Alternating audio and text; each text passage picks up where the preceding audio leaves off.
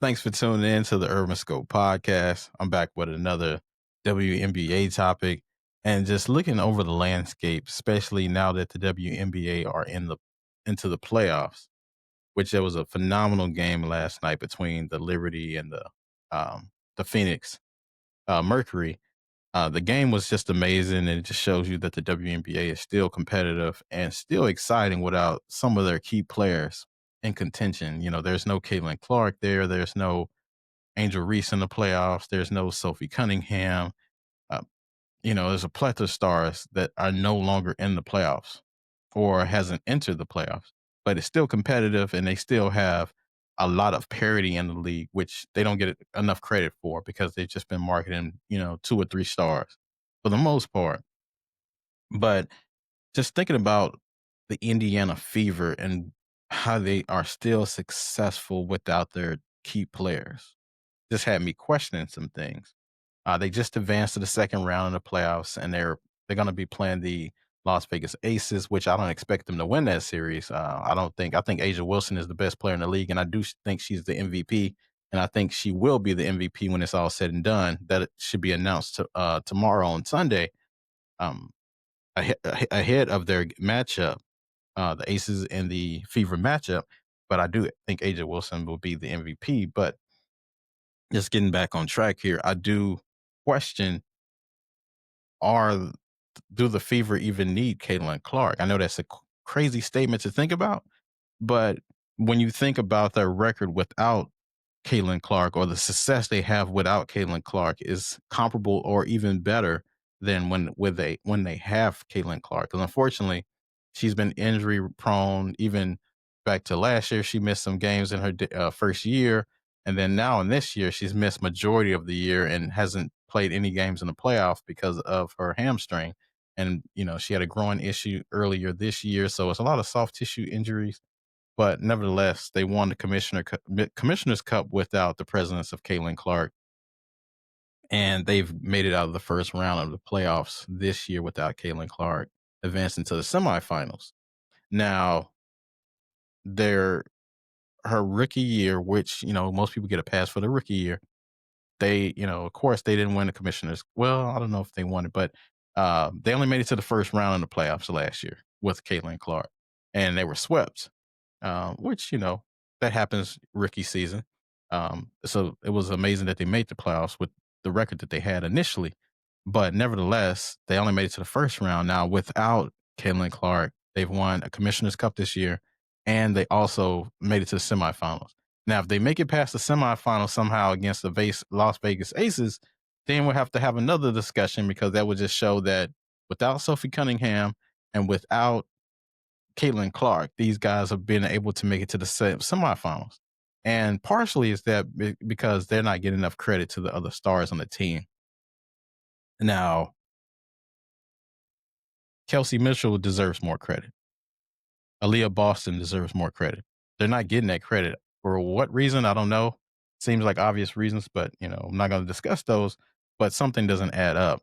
Kelsey Mitchell is just a great scorer as anybody in the league. She's in MVP contention. I don't think she'll win it, but she's definitely deserving of that contention that she's in the running for. With the other superstars like Nafisha Collier and the other guys like that, she deserves that acclaim. Aaliyah Boston is one of the best post players that they have in the league right now. So they definitely deserve that credit. And also, Stephanie White deserves the credit for the contention to be in the Coach of the Year. The Golden State Valkyries coach, Natalie Nikasi, now she definitely deserved to win that because having taken an expansion team to the playoffs when everybody, pretty much wrote them off as they'll probably get the number one high pick again next year, was definitely phenomenal to see. So kudos to Natalie Nikasi for being able to do that. Um, but Stephanie White has been doing a phenomenal job with the people in and out of the lineups, the injuries. But the two consistents that she has, the two key pieces are Kelsey Mitchell and Aaliyah Boston. Those two playing off each other. And Kelsey Mitchell is really underrated defensively as well because she kind of plays passing lanes, but she's very disruptive on defense and she can start the fast break as well.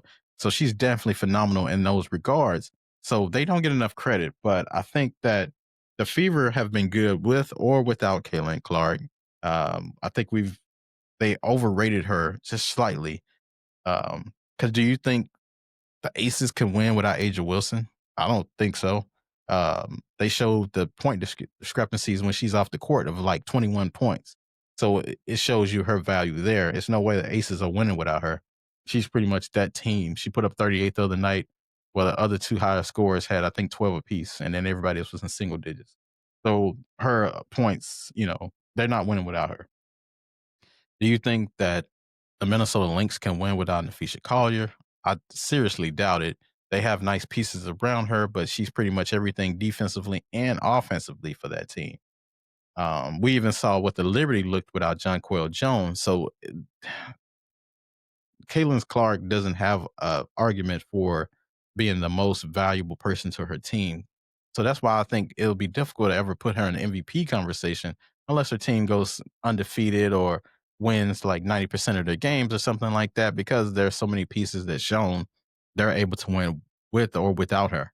So she brings the fans out of course, and she brings the money and she brings the um, excitement to the team. But if you want to talk about winning and putting numbers on the board and putting wins and W's in the column, they can do that with or without her.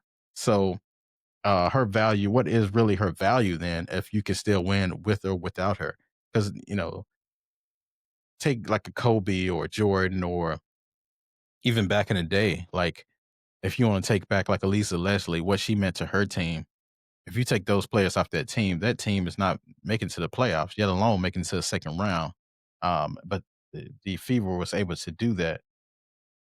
And, even Alyssa Thomas, I want to give her a shout out from the Phoenix Mercury. If you take her off that team is, I don't even know what it is, because she's a point guard for that team. She's a defender for that team.